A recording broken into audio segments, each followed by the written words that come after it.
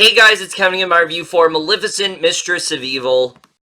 And what Maleficent, Mistress of Evil is essentially about is basically it takes place 5 years after the events of the first film. Aurora and Maleficent have really established this really nice bond, but Aurora is now engaged to be married to Prince Philip, and because of this, she basically forces Maleficent to meet Prince Philip's family in the hopes of hopefully putting aside the years of tension between the people who are running the kingdom and people who are from, moors and the woodland moors and things like that.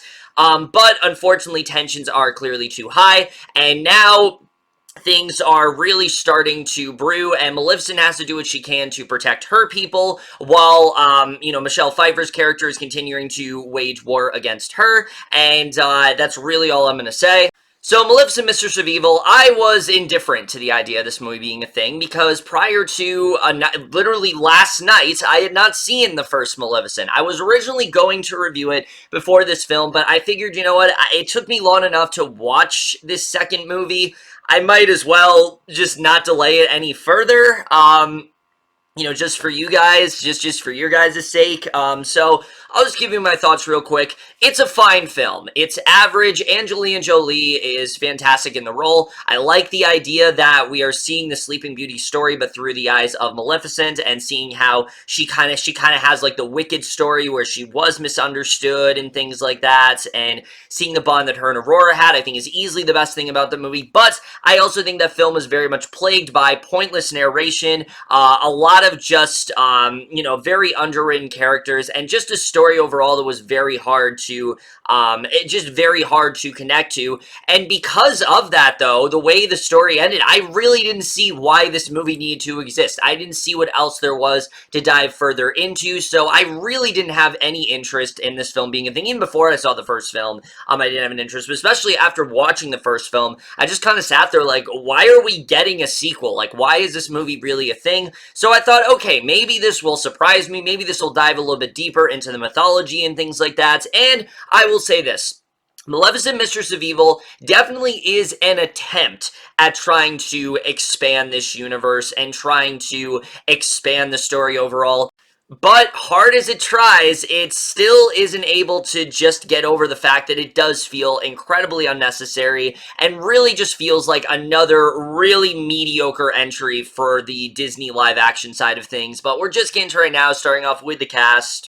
And similar to the first film, that's definitely one of the best things about this movie. I think everyone did do a really great job. Once again, Angelina Jolie is fantastic as Maleficent. You can see that she is someone who really does care about Aurora, but she also cares very much about her people and them being affected by what's going on. And you see how this really does start to affect her. She's in a bit more of a vulnerable position in this film. And I think that she definitely did do a really good job here. I think she still does give another really solid performance, and it really is one of the best things about this entire movie, and that's one of the reasons why I think this franchise has been so tolerable, is because you have someone like Jolie in the main lead, and I feel like if she wasn't there, the movie probably would not be as good as it really is. However, she's really not the main lead in this film. It's really Elle Fanning who takes center stage here, and for the most part, I think she does do a good job. There are definitely moments where you can tell she is not nearly as into this as she was in the first film. The first film, she definitely seemed more into material. Here, there are times where it does feel like she's sleepwalking a bit, but overall, I do think she does do a suitable job overall. I do think that she was pretty good in this movie.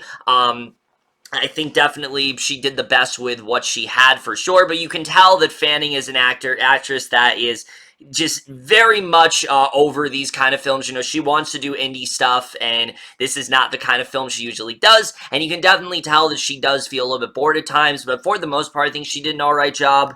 However, someone that a lot of people are going to be questioning is Michelle Pfeiffer, and for the most part, she does do a really good job as Queen Ingrid. You can see this is someone who holds this vendetta against the people of Moors and things like that. She really is she's always vengeful against them and things like that, and she does do a good job, especially in the scenes where you can tell she is trying to help Aurora, and she does want to take her in and things like that. She does a good job there, but I will say say, the third act of this movie, I don't know what happened, but she just fell incredibly flat, and her performance wasn't as good anymore, and I don't think she did as good of a job as she needed to.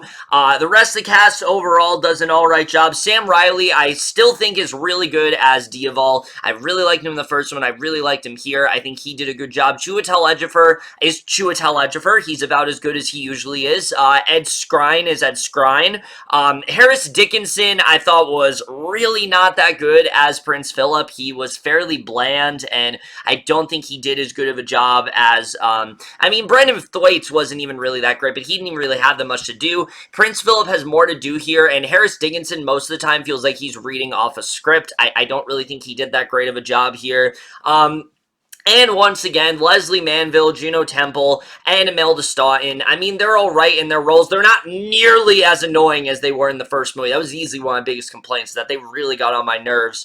But they're not in this movie as much, thankfully. But they do the best that they can. Really, this entire cast, I mean, they're really trying to give it their all. They're doing the best that they can here. Like I said, there are moments where, like, Elle Fanning or someone like that, you can tell is getting a little bored by the material. But overall, I thought everyone was all right.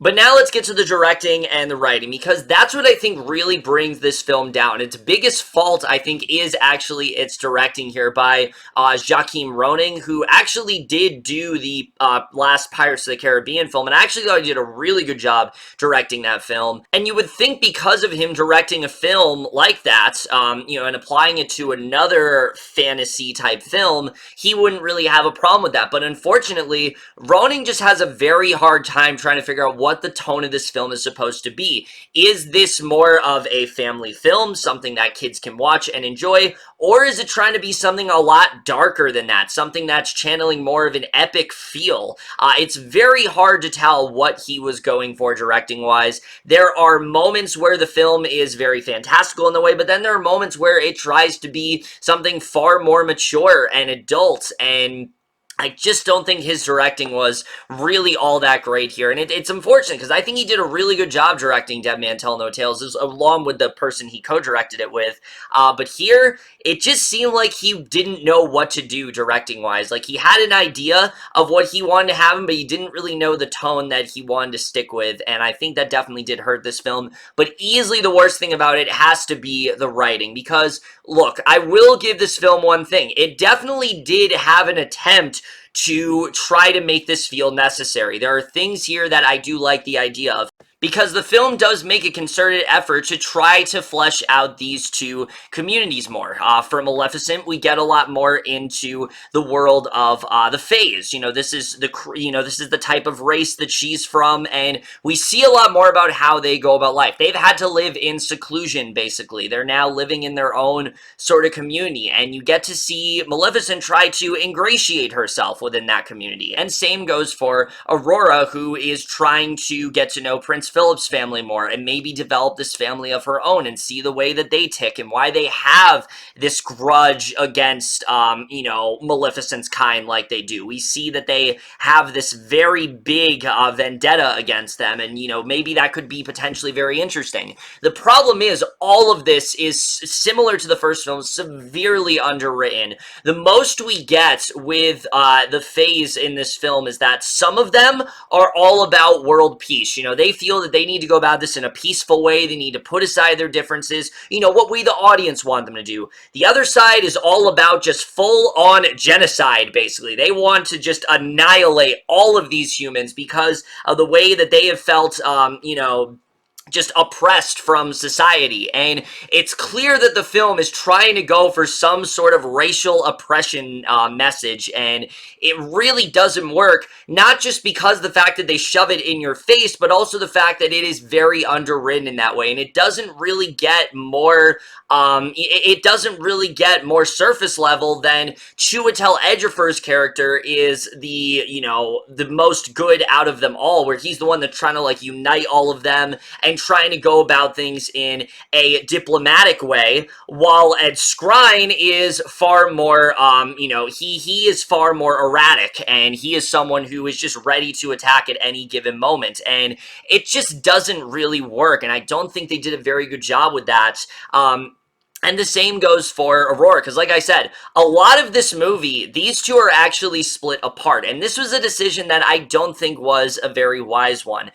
A lot of the film is contingent upon how much you care about Maleficent and Aurora as characters. The problem is, because we didn't really get to see a lot of just Aurora as a character, because so much of it was kind of like glossed over in the first movie, we don't really care that much about her here. And the film acts like you do. In fact, the whole film treats itself like it is this epic franchise that everyone loves and that everyone just loves seeing, when that's not really the case. There's only been one film prior to this, and nobody thought that this sequel was going to happen. Nobody thought that this sequel was actually going to be a thing, because the first movie pretty much wrapped everything up. So nobody actually thought the sequel was going to be a thing.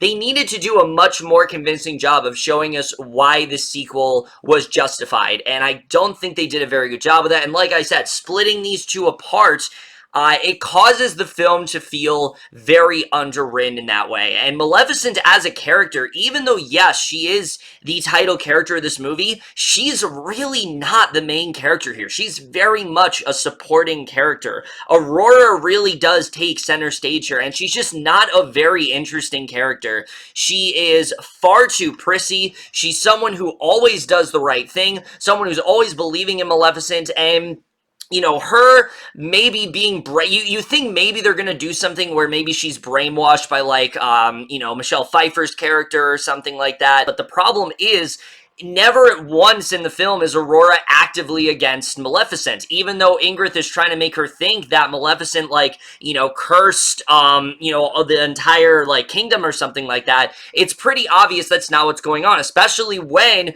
from the get-go, we already know that Ingrid is evil. We know that Ingrid has this seething hatred towards, Maleficent's kind and towards the Fays. So there really is no tension there, unfortunately, and it just makes for, again, something that just is not nearly as interesting to watch. If they would have spent more time fleshing out these two factions of people and not just operating on a very surface level of storytelling, I think this could have potentially been really interesting. And the stuff with, like, Maleficent and Michelle Pfeiffer, you're waiting to see those two face off. They have maybe, like, 2 or 3 confrontations throughout the entire movie. One of them's in the trailer, that dinner scene where Maleficent freaks out, and a lot of it just feels very rushed in that way. And again, it just doesn't make for a very compelling story, and it really does bring a lot of this film down. I think they had a lot of things they wanted to delve into more here, but unfortunately they just didn't, and it makes for a film that just isn't particularly interesting. Same with Michelle Pfeiffer's character. I mean, I was really hoping that this could be a really compelling villain. Michelle Pfeiffer is a fantastic actress, but